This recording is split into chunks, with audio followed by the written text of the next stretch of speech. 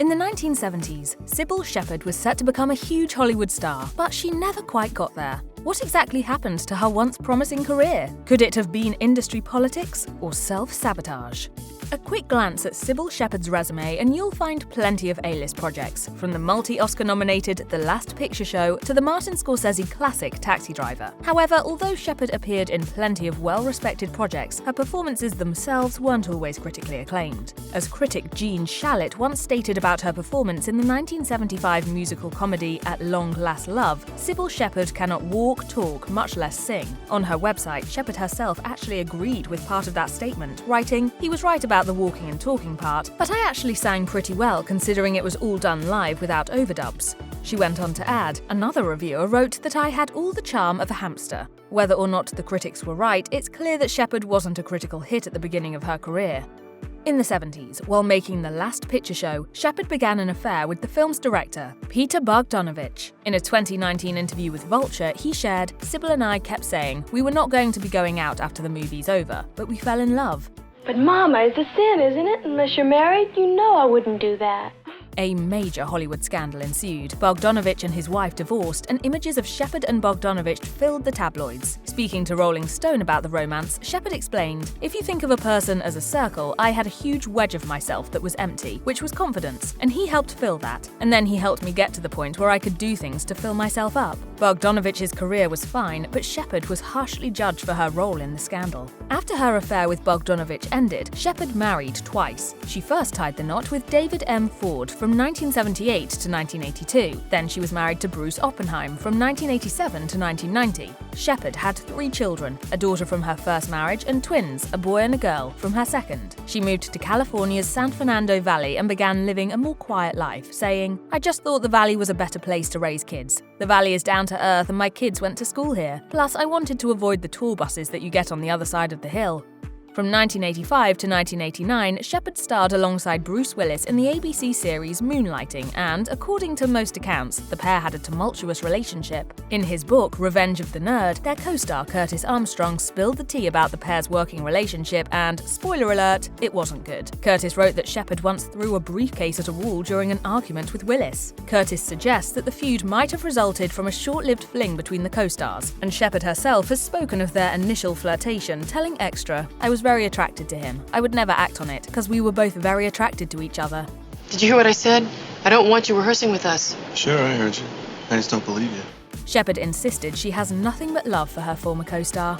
Apparently, Willis wasn't the only one who struggled to work with Cybill Shepherd. Over the years, she's developed a reputation as being something of a diva. In Revenge of the Nerd, Armstrong revealed, if anyone ever said no to her, they were gone. Shepherd's co-stars on the sitcom Cybill have also spoken up about the actor's diva tendencies. During a Reddit Q&A, Alicia Witt admitted, "She kinda said some pretty mean things about pretty much everyone she worked with, as I understand." And co-star Christine Baranski told The Guardian, "There were issues, but I prefer to take the higher ground and say, look, that show gave me so much. I was fine working with her. Politically, it did get difficult, but I wish her well." Howard M. Gould, an executive producer on Cybill, even wrote a play loosely inspired by the experience of working with Shepherd called Diva. Cybill came to an end in 1998 after just 4 seasons. Shepherd recalled to Bullseye, "It was very unexpected. It was to be continued at the end of the very last episode." This isn't real. I'm dreaming this. She claimed the cancellation was simply due to money, saying it had nothing to do with the quality or anything, it was just over a deal. However, in another interview, Shepherd confided that the cancellation may have stemmed from the fact that she refused the advances of CBS producer Les Moonves. In 2018, Moonves resigned as CEO of CBS following a wave of sexual assault and harassment allegations. After Cybill, Shepherd's next big role didn't come until 2007, when she appeared in 19 episodes of the popular Showtime series The L Word. At first, Shepherd worried her fans would be upset to see her play a lesbian, but she was proud of her performance, telling TV Guide, "It is some of the best work I have ever done." I think I'm a lesbian, but... Oh. Shepherd's career had been waning before the L Word came along. She expressed her appreciation for the show, saying, "I've been fighting hard and all of a sudden now I'm working all the time and I'm just so grateful." Shepherd next played tough Texan Lynette in The Client List from 2010 to 2013. It was the first time she'd played an older woman, and she took inspiration from older actors like Eileen Brennan and Ellen Bernstein, with whom she'd worked earlier in her career. She told the Florida Times-Union, "They were all playing these wonderful older characters in their prime, and I feel like this is my chance to do that."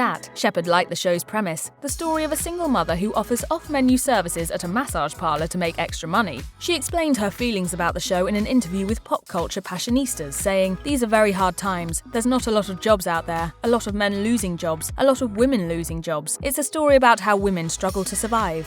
She may be twice divorced, but Shepherd didn't give up on romance. In the 90s, she dated Robert Martin, telling the Associated Press, "I consider myself married. I might as well be married except for the scary piece of paper that wreaks havoc." The couple split in 1998, but in 2012 she told the Florida Times-Union she was dating again, cautioning, "Mum's the word. We've managed to stay under the radar." Later that year, she was engaged to Andrej Nikolajevic, a Serbian jeweler turned psychologist, but the couple parted ways before tying the knot. A few years later, she told Entertainment Tonight that heartbreak led to her finding her faith.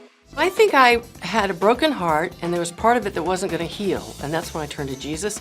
Shepherd has always considered herself a better singer than she was an actor. She began singing in church as a child before later studying opera. As she writes in her online biography, "Music is my first love." And while she hasn't played many big roles lately, she did keep making music and releasing live and studio recordings. She also continued performing live at venues like Vitello's in Studio City. The venues aren't massive, but she's happy. Talking about her singing career with Ventura Boulevard, Shepherd revealed, "I'm not trying to get out there and impress critics or anything. I just want to spend an evening with my longtime fans. It's a chance for us to be together and for me to thank them for being so supportive all these years." Cybill Shepherd may be slowing down, but she hasn't stopped working. In fact, in 2023, she starred in How to Murder Your Husband, a Lifetime movie based on the true story of a romance novelist who was convicted of killing her husband. The role gave Shepherd a chance to dive into a complex, tricky character for a change. That was important because these days Shepherd admits she needs to find a reason to take a particular role.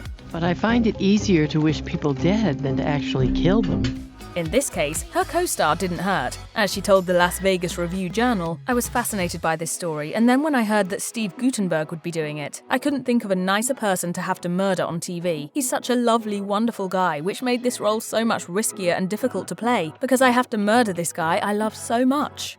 Shepherd may be getting older, but aging isn't something she's too worried about. Back in 2012, though, Shepherd admitted on Oprah that she was struggling with the ways aging affected her, confessing, "Learning to love ourselves as we age is one of the most challenging things we can do." Since then, however, she seems to have found a way to embrace aging. In a 2023 talk with the Las Vegas Review-Journal, she shared, "I approach each age thinking this is the best time for me as a woman. I believe that if you love yourself as you age, it's easier to accept some of the changes." In fact, now that she's older, Shepherd feels like she finally understands the bigger picture, saying, "Being older means you can truly avoid making the same old mistakes. Plus you realise now that it's not about you, but what you can give back. Life now becomes more of a spiritual journey." They say that wisdom comes with age, and for Cybill Shepherd, it really does appear to be true.